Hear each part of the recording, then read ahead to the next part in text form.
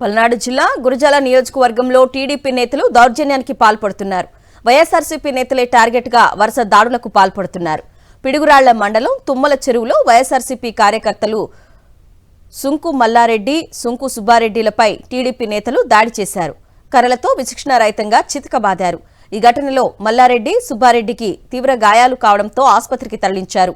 కూటమి సర్కార్ అధికారంలోకి వచ్చినప్పటి నుండి టీడీపీ నేతల దౌర్జన్యాలకు అడ్డు అదుపు లేకుండా పోతోందని మల్లారెడ్డి, సుబ్బారెడ్డి వెల్లడించారు.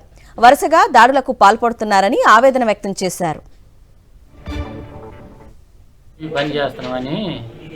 మాకు అప్పుడప్పుడు ఒరిగట్టు ఒకసారి తగలబెట్టారు, ఒకసారి 2 సార్లు రాళ్ళు వేసారు. ఇంటి మీదకి వచ్చి చేలు గొట్టాలు తగలబెట్టారు.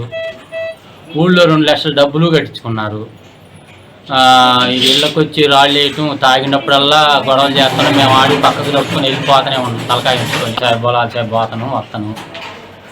ఇవాళ బాగా పోతుంటేనే మా తమ్ముడి మీద ఎగబడితే నేను దిగి వెనక్కి పోయి నెట్టేసినాక కర్ర తీసుకొని బెయ్యిన రాడు తీసుకొని కొట్టాను. మేము పొలం వెళ్తున్నాం, గేదెలకు మేత కోసుకొచ్చుకోవడానికి. బండి ఆపి కొట్టారు, దాడి చేశారు. 7-8 మంది ఉన్నారు. ఇదే ఒరిగేటి వాడిని తగలబెట్టినారు. సేలు 100 పైపులు తగలబెట్టినారు. కౌంటింగ్ రోజు డీజే పెట్టి రాళ్ళు వెళ్ళి బీభత్సం చేశారు.